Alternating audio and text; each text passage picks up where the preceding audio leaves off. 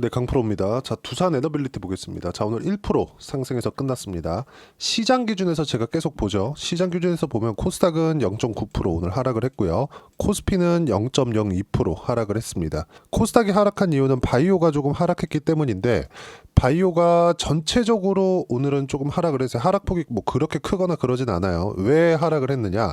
펩트론이나 그리고 그동안 강세를 보여줬던 HLB 쪽으로 하락폭이 조금 몰린 그런 부분이 있는데 저는 HLB 같은 경우에는 바이오 쪽에서 신뢰하지 않습니다. 왜 그러냐면 HLB는 만약에 FDA 통과가 나오더라도 이거는 조금 문제가 있어요. 유한양액하고는 그 결이 좀 다릅니다. 그래서 바이오 쪽을 볼 때 제가 주도주를 꼭 구분 지어서 시장하고 연계시켜서 매매를 하고 있고 그런 상황을 맞이하면서 계속 수익 구간을 늘려가고 있죠.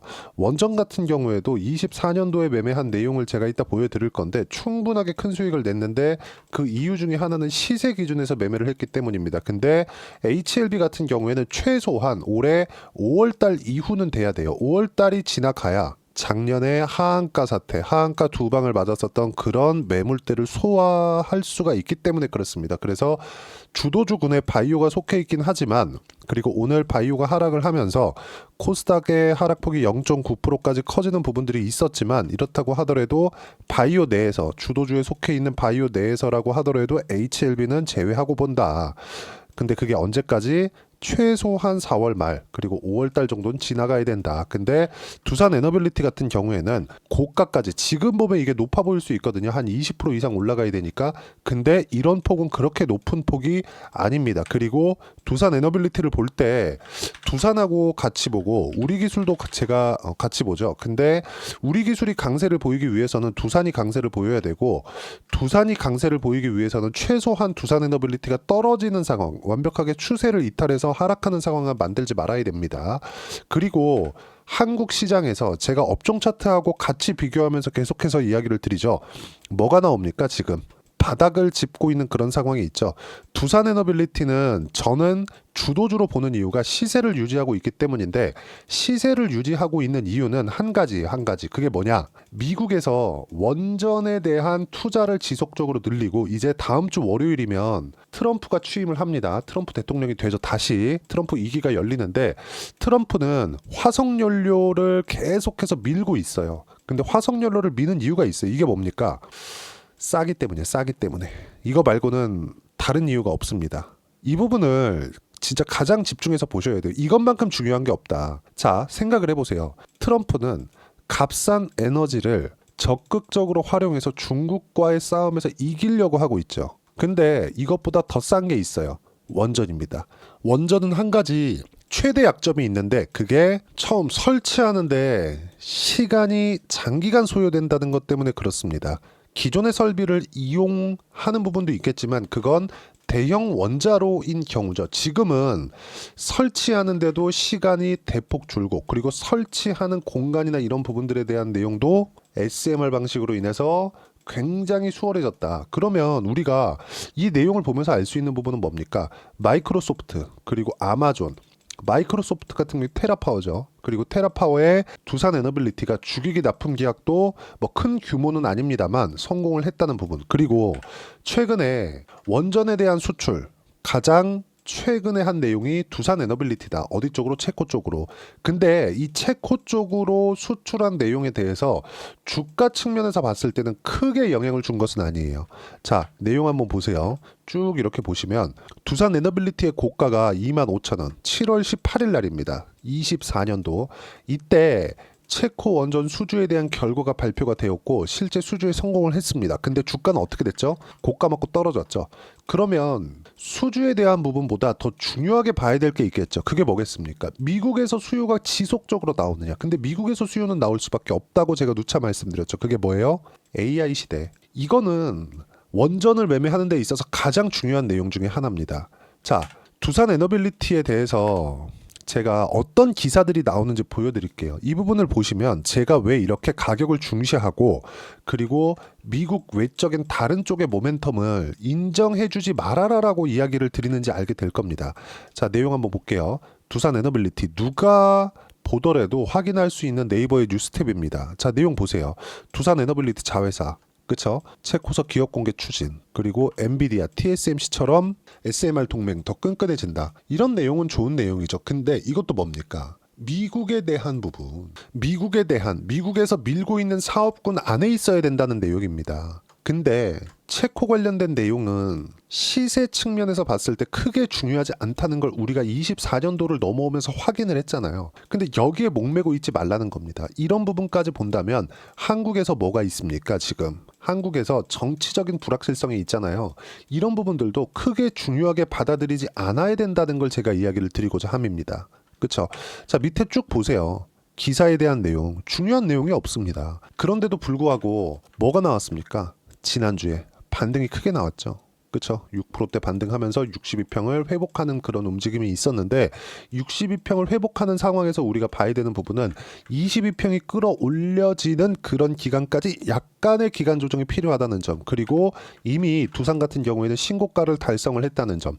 주가가 올라가는 건 뭐가 필요하죠? 매수세가 필요합니다. 매수세가 이미 들어와 있는 거예요. 언제부터? 작년 3월, 4월부터. 그래서 저는 원전 관련된 종목군들을 매매를 할 때 두산의 시세를 확인하고 두산을 매매하기 시작했고, 우리 기술을 매매하기 시작했고, 그 다음에 두산 에너빌리티 쪽으로 매매를 했는데, 두산 에너빌리티는 7월 18 체코 원전에 대한 결과가 나오고 나서 매물대가 나오면서 4% 정도 수익 구간으로 끝냈습니다. 그리고 계속 추적 관찰을 한 결과 지금 나오는 부분이 뭐예요? 시장보다 월등히 강한 움직임을 보이고 있는 두산 에너빌리티부터 매수 구간을 잡으려고 대기하고 있는 중입니다.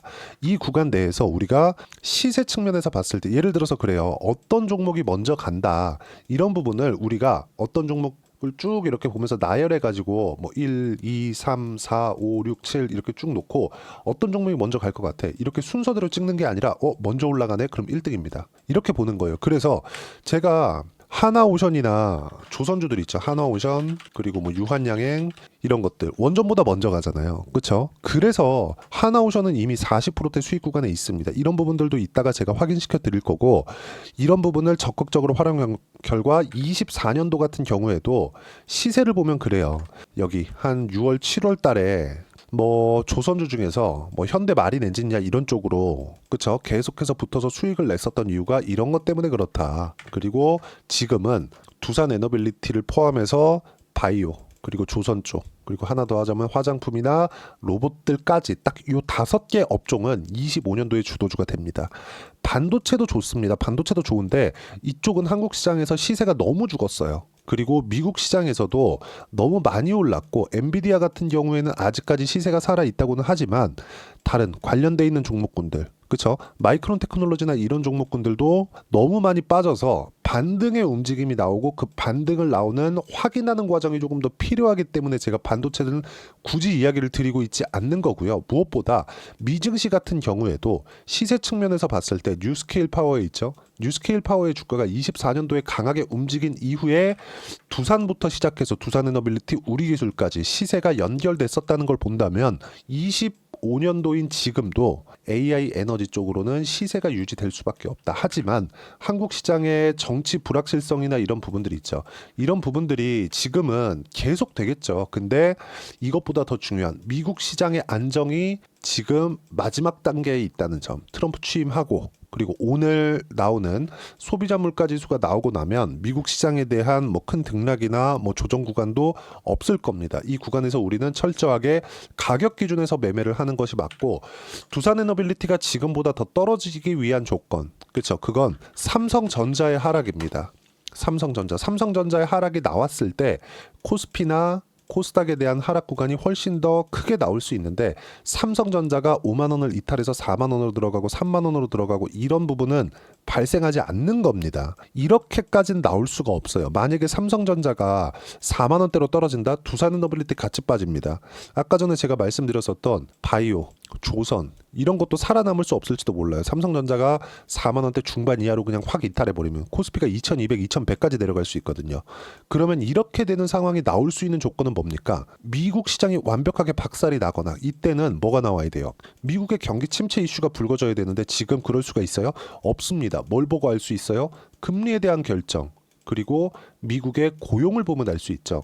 이런 부분들은, 그리고 어저께 미국의 생산자 물가 지수가 나왔는데 엄청나게 좋아요. 그러면 트럼프 취임 이후에는 인프라 투자가 나올 수밖에 없죠. 어디 쪽으로? SMR 쪽으로. 그렇죠. 최근에 뉴스케일 파워의 주가가 반등한 이유도 그것 때문에 그렇습니다. 그래서 어떤 기사에 대한 내용을 보고 자 이제 가겠다, 이게 호재입니다, 이게 아니라 시세가 유지되고 있는 것만 보더라도 알 수 있고, 우리는 여기서 디테일하게 보기 위해서 뭘 봐야 됩니까? 22평이 끌어올려지는 그런 구간까지 기다려야 되고, 지금 마지막 단계에 있습니다. 그리고 실제 타점에 대한 부분을 제가 여기 소통방에서 이야기를 드리고 있고요.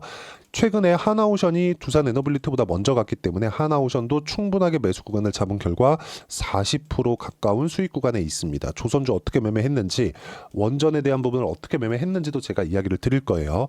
자, 오늘 같은 경우에는 제가 어떻습니까? 여기 보시면 하나오션 이미 38% 수익 구간, 오늘도 몽땅 보유한다. 미증시가 바닥 구간에 있기 때문에 그렇죠. 여기 보시면 유한양행 같은 경우에, 그렇죠?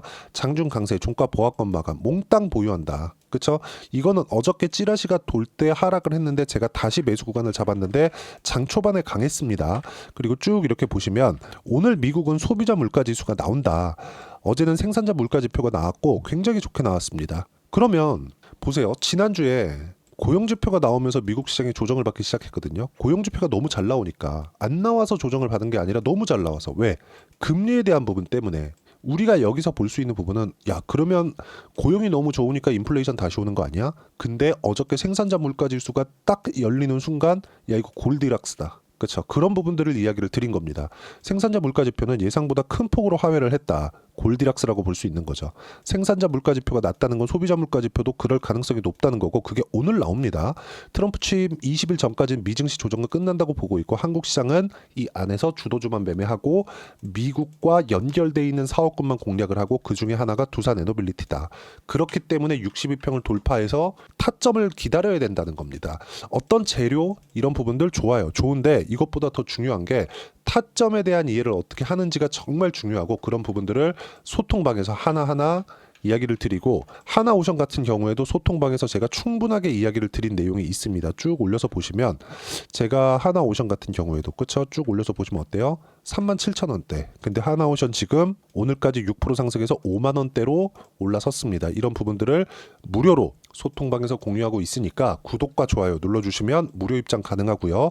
댓글 하나씩 달아주시고, 제가 입장 링크를 공유해 드릴 수 있게 010-8713-1916으로 구독이라고 문자 보내주시면 소통방 입장 링크를 순차적으로 공유를 해드리도록 하겠습니다.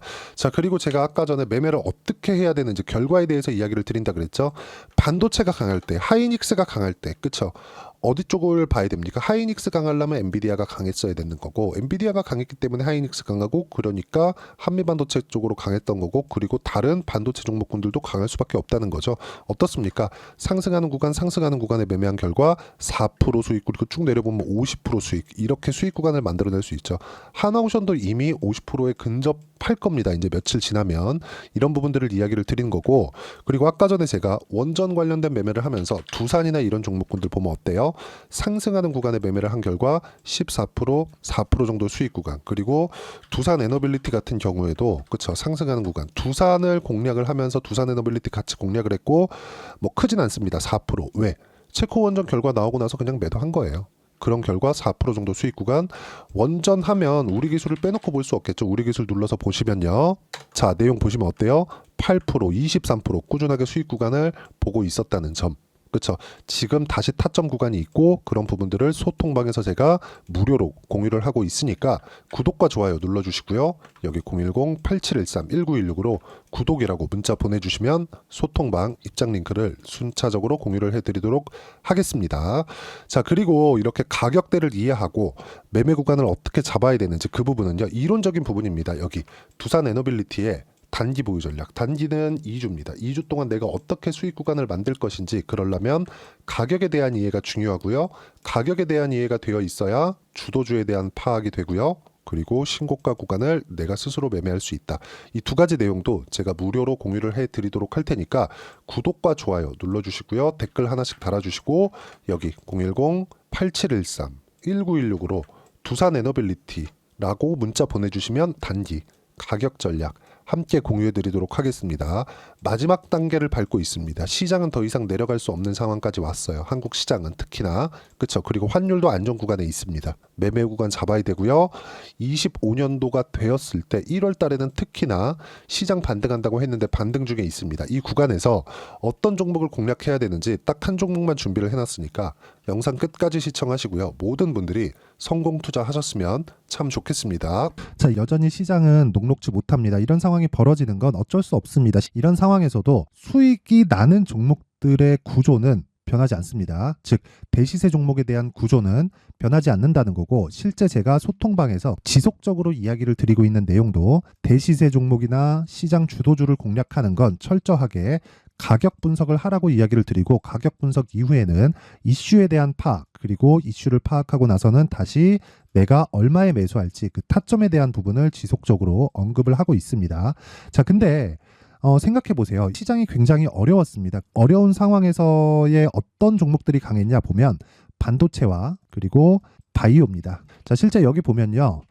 HLB에 제가 실제 매매한 내용을 띄워놓고 보여드리고 있는데 1월 22일부터 매매를 시작해서 4일 동안 31%의 수익 마감이 됐고요. 그리고 여전히 신고가 종목입니다. 자, 그리고 그 다음 어보브 반도체, 이름을 보시다시피 반도체 종목이죠. 그리고 AI 반도체는 지속적으로 강세를 보이고 있습니다. 이 종목도 신고가를 먼저 달성한 이후에 제가 21%의 단기간에 21%의 큰 수익을 내고 마감이 됐습니다. 다시 재공략을 준비하고 있고, 이런 부분은 소통방에서 다 공유를 해드립니다. 자, 그리고 코세스. 자, 코세스 같은 종목도 당연히 그쵸, 신고가 종목이고요. 그리고 반도체 종목입니다. 이 종목도 영업일 기준에서 이틀 동안 대략 한 15%의 수익 마감이 됐습니다.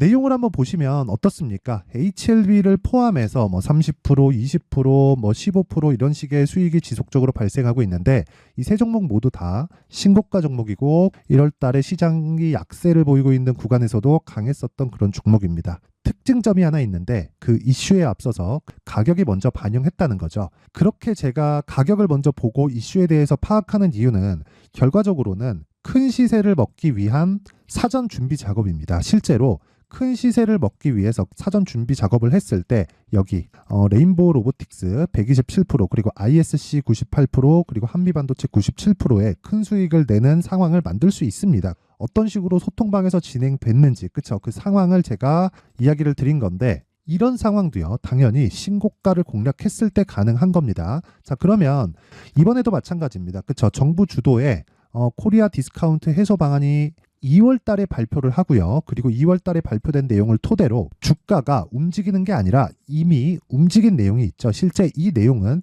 크게 중요한 게 아니라는 겁니다.